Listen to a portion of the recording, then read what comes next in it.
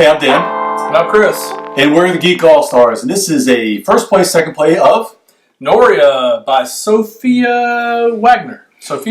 And Stronghold Games. This is a 2 to 4 player game for 70 to 120 minutes and 12 years and up. Mm-hmm. A little bit about our first play, second play. What we do is we have not played this game at all. I've read the rules. I've taught it to Chris and Mosley, and we're going to play a 3-player game. We have no idea what it's going to be like. We'll give you our quick impressions right now. After the first play, we'll give you our impressions, and then after a second play, we'll give you our other impressions.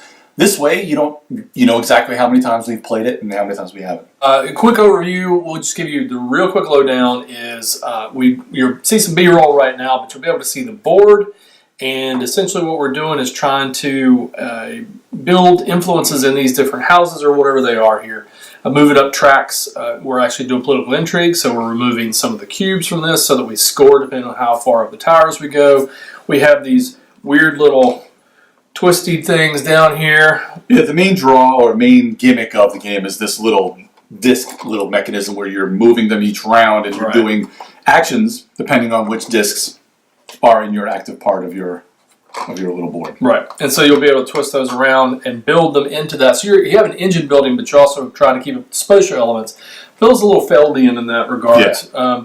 And the rest of it basically is essentially putting out these factories into places around the board, these little islands that our ships can travel to. We'll build ships that then give us resources, then we turn it in for even more complex where these are the islands, and that's goods. Resources and goods. We've kind of have a little bit of a mixture of the regular game and the expert game because of this whole round setup with the islands is a little bit more of the expert game. I just thought that would add a little bit more to our enjoyment of it.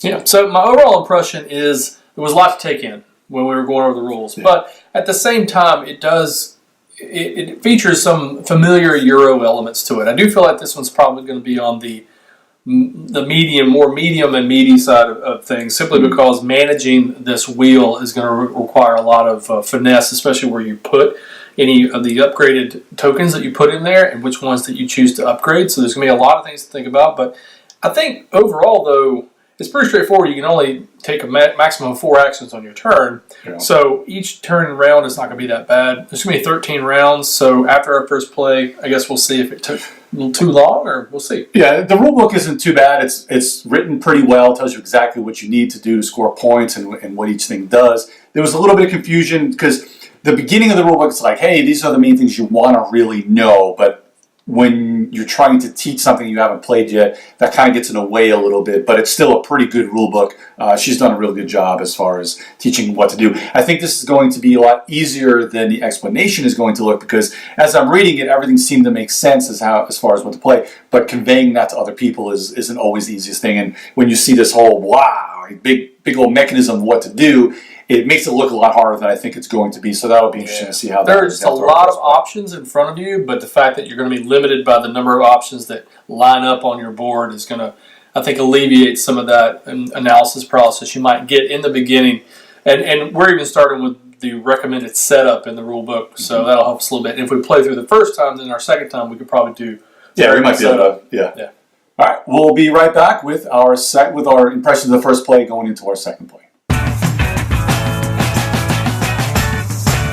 All right, we're back. We just got through the first play. What'd you think of the translation of rules to understanding? It was fine. There was a lot to take in. There's just a very wide open system here after you talk about the rules and then you look at all the choices that you have in front of you. Smaller choices in the beginning, obviously, that they're ever expanding as you go. I mean, how did you feel about the initial first few rounds? Well, the first few rounds are tough because even with the expert setup, you've got where you can only have 2 of the discs on the bottom. So either at first you have to use some action points, some extra points, which are actually important later in that first round to do things like as far as to get this victory point actions where you're basically creating what the scoring of the game is because there's a multiplicative action of the political action. So if you use something early to move something to get yourself another action early, you won't be able to use that political action. So somebody may shape the landscape from under you and give you less points. So as you're shaping that victory points early, it's hard because seems like you can't do a whole lot of anything. And then you're like, all right, well, what do I need to get and what do I need to throw in there?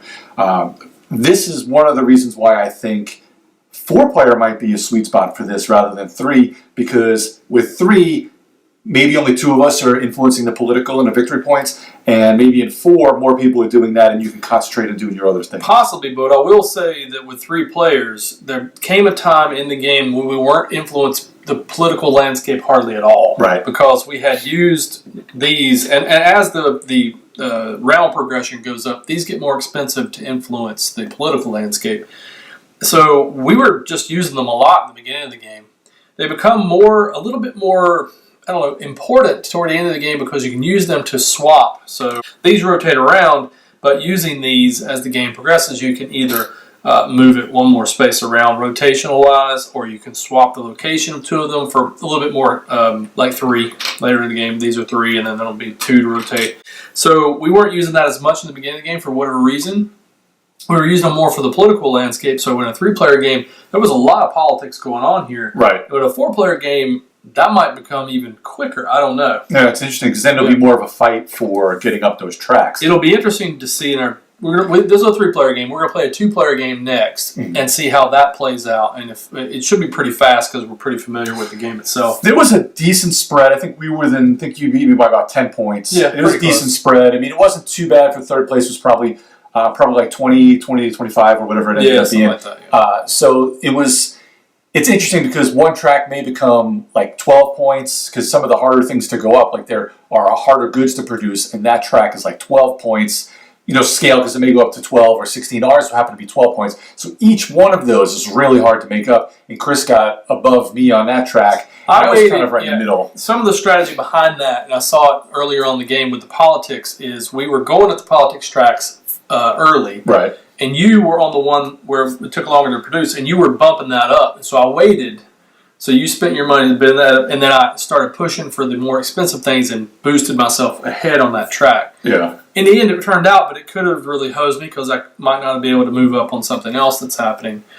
I will say that for as wide open, and there's a lot of wide open decisions to be made as far as which of these upgrade tokens you put on your board, and how you rotate your board and how you spend these. But I will say, for as wide open as that, there were certain parts of the game that felt sort of on rails. Mm-hmm. Things you have to do at certain times in order to stay with it. And I think, but we mentioned that in our first impression before we even played, that some of these, because you can only take 3 of these, and they have to be from one portion of the wheel to the other, that's going to kind of dictate what you do until you can start spinning these and moving your discs around and rotating things a little bit more. So what we're going to do in our second play is not only going to play with 2 players, there's a randomization of the market that we're going to do a little bit. The goods part is always the same, but the advanced actions, you can randomize those up. We're going to randomize those up a bit. We're going to stick with the rounded, with the islands out there. We're going to stick with that. And we're going to see how fast the game goes with 2. That particular one, I think it probably took us about 2 hours. Maybe a little less. Hour and a half? Okay. Yeah. We'll see how fast. Usually 2-player, now that you know it, especially playing it right after each other, usually goes a little quicker. But real fast, did you enjoy it? What'd you think? Well, I did enjoy it. I don't know, when we first started, I was really excited about the wheels. And that's really kind of the draw. It's a beautiful game. Absolutely gorgeous game. Great art. Fantastic art. And I love the theme, and it's got steampunk elements and things like that. A lot of it's abstracted. You're building these things that don't really mean anything. It's fine. It doesn't matter. It's a Euro. So this was this theme could be just about this is more mechanical of a game than anything else. Exactly. And it's fine. But the theme fits it, and it's beautiful. Overall, though, the wheel, I was super excited about the wheel, but that's really the draw anyway. That's basically your whole game. And the wheel's cool. I love rondelles. I love movable rondelles. This feels, again, where you're able to influence in certain ways, but it wasn't quite as enriching as I felt like it was going to be. That doesn't necessarily mean that it's wholly disappointing to me. It's just, I don't know, I felt this was going to have a little bit more to it. Mm-hmm. I don't know, is that fair? Well, I felt kind of the same way. I really enjoyed the whole playing of it because it's kind of like that journey is always my favorite. I would say the destination wasn't anywhere different than I expected because the whole multiplicative and adding up the different score wasn't too bad. I didn't know how. I mean, I expected to lose both of these games anyway. So just the figuring out what's also interesting is figuring out what you want your every other move to be, because when you put things into that middle one, since it's rotating, it's only got 2 spots. It's every other.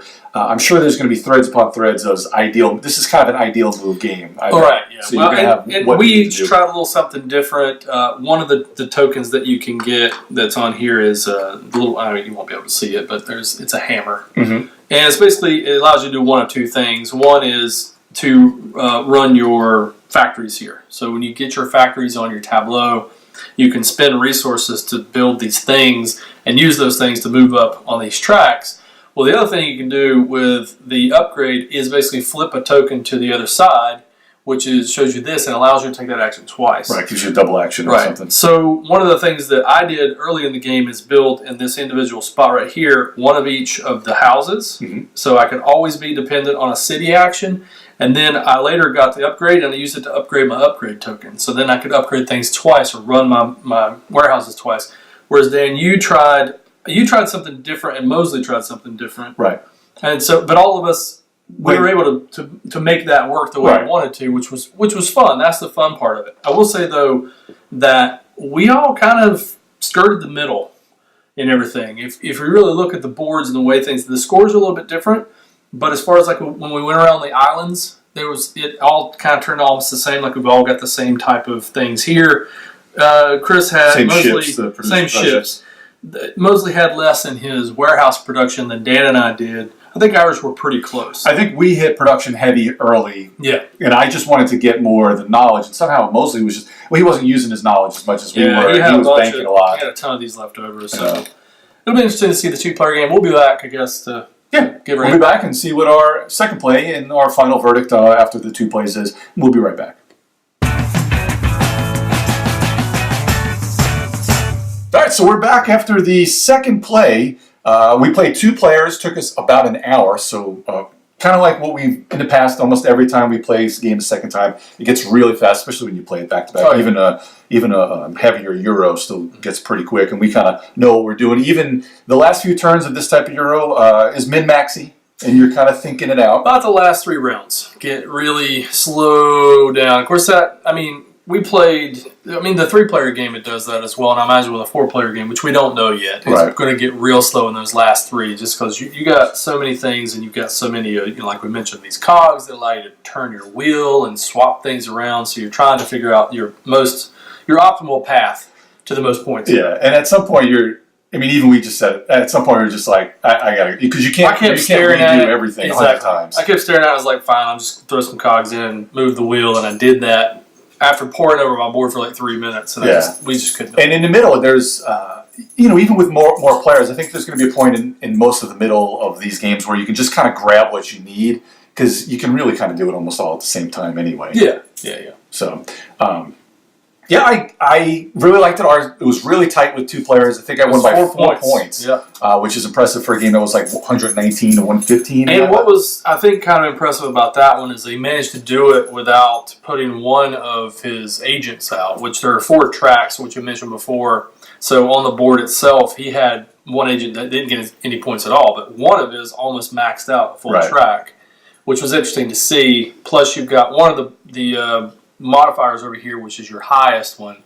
I was able to kick some of those off, but then he got modifiers off of that as well. Yeah, I went into the game thinking if I could go with the easier goods, or the resources rather than the goods, go with the easier resources and try and max one out, but try and sneak in the political thing without you knowing, at least to get a couple on there and get as high as I could. And at the last couple of rounds, I maxed out my resources and my being able to go up the turn. So I got up like 4 kicks. What was interesting with 2 players is that you're waiting out the other person on knocking out some of the political points. Yeah, we barely touched the political track until about halfway through the game.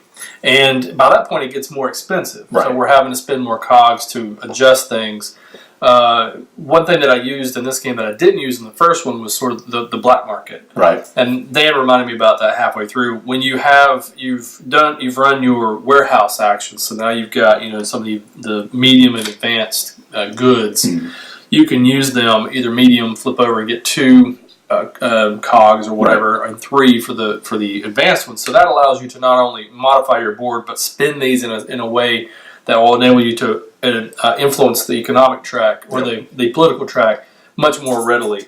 Which you need to do. I didn't think we were going to max. I mean, there was one political cube on a board, but I didn't think we were going to get anywhere near because we both said to each other, "Well, what happens if none of these cubes move?" Right? Yeah, we were sitting there. Are they all zeros? But by the time we both got through influencing, there was only a couple tracks that had not been touched at all, which I think was pretty good.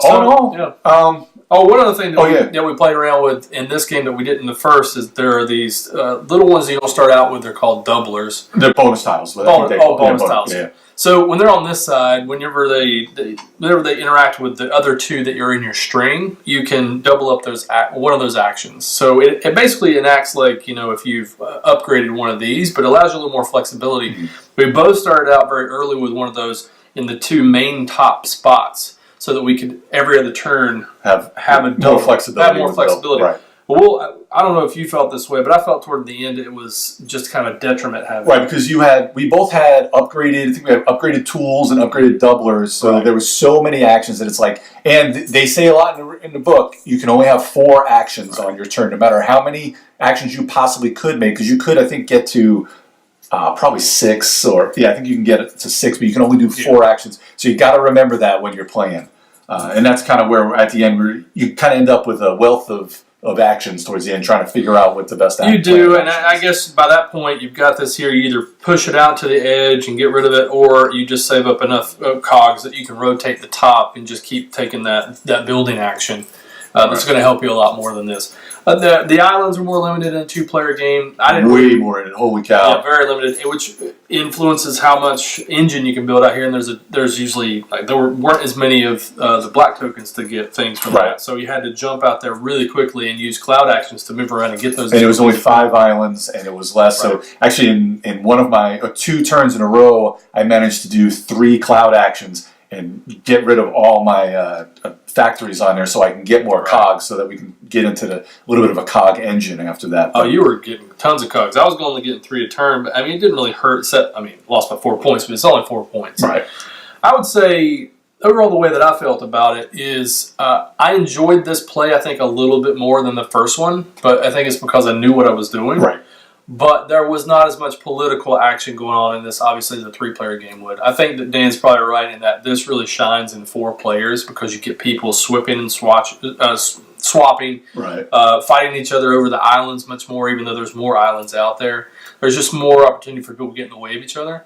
What do you think of the round instead of kind of the other way? They would just kind of be out there and you're kind of moving through each other. Then you're putting one out there. If you decide to just flip over one, you have to go there and do it. What do you think about the moving around in the round circle, like what they call it the expert? I like that because it gives you choices. Mm-hmm. There's more. It's going to take you longer. There's more to think about. It's less random. I could understand. But also, you have to think about which way you're going, whether somebody else is there. Because the last game, we had to use the extra resources. Because if you go to an island where somebody's there, you have to use the extra resource. It also allows you to maximize your cloud actions. Because if you don't see the ones that are all out there, you can't just go like, well, I really need 3 this turn because I'm going to go get that engine and drop one here and drop one here. It allows you to plan more, which I really like the addition of that. Oh no, I think this is a real good Euro. One thing also I wanted to mention is this is a very quiet Euro because sometimes when you're playing Euros, we like to heckle each other, we're giving each other grief. You're always into your wheel. You're always somebody like, for instance, I might be thinking about my next turn while Dan's taking his turn, and every now and then, we'll play on the honor system, but we kind of talk through our turns too. Right. But that's really the only kind of talking that you're doing, other than when he hoses me on these tracks. But. Well, and we also. There's not a lot of blocking. Did you feel like there was a lot of interaction in this? No, there was more blocking obviously in the 3-player game, but even then there wasn't a ton of them. And it's not really intentional blocking. They can't keep you from doing what you want to do. You just have to, unless you don't have enough resources. It's more just to slow you down a bit more because you have to pay resources when somebody's ahead of you on the tracks or when you're on the island that you want to be on. But it's pretty easy to avoid people on these islands if you think about your secondary actions. So So if you want to think of Euro, I think this is a good one for you. The mechanism of the wheel is really cool, but if you really like the backstabby player interaction, this isn't going to be good for you. No, this is not a high interactive Euro. But if you like managing your own player tableau and an engine building type of situation, and you don't want a lot of player interaction, this is it's pretty solid. Especially the wheel feels fresh. It feels like something we might have seen in another iteration before. But at the same time, it feels fresh enough. Now, but it's cool about the getting to where, thinking ahead, getting your chaining things together and getting those combos going. I will say that people use the word fiddly for games. This one's fiddly. A little bit, but not overly so. Yeah. And I don't mind fiddly myself. I like lots of bits. And there's not a lot of upkeep, though. So, like, fiddly, you're right. People that use fiddly for upkeep, it's fiddly only because there's little pieces in that wheel. There are lots of things. The pieces in the wheel, whether you're upgrading them or putting new ones in, or you're flipping these over and things like that, that's a little bit of fiddliness. But overall, I like that. It's keeping you busy. It's tactile. But some people will probably describe it as fiddly. So I would give it, I don't want to put a rating on it, but I would say I enjoyed it, and I would recommend people pick it up.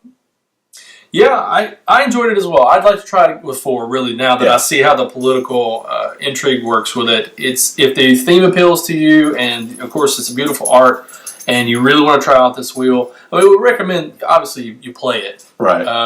And I'm not quite sure. See, we had fun. I liked the 20% more at 2, but I still think that the more players and having more bits out there on those wheels is gonna really hit that sweet spot a little bit more. But it's still a decent 2-player game because it's very chill. And if you maybe a significant other isn't going to get all mad because you're backstabbing or anything like that, or get out of my place. It is a chill game. I will definitely prescribe that to it. So yeah. We want to thank Stronghold Games for the review copy of the game. I didn't mention it at the beginning, but I apologize. But yeah, thanks, Stephen, for the review copy. And like I said, check this out, Noria, by, I believe, first Sophia Wagner. I don't know if she's done anything else. I don't know either. I'm sorry. Good design, and the rulebook is excellent. It's good. It's got a little bit of humor in there, but it is good and hits all the spots. It's going to take you a couple of reads, I think, to understand it. And it always has that first time through when you're teaching. If everyone's learning, it may crawl a little bit, but once you got it, you got it. It's a piece of cake. So that's Noria by Stronghold Games, and we're the Geek All Stars. Check us out at geekallstars.com and the Geek All Stars podcast. And we'll see everybody next time. Bye bye.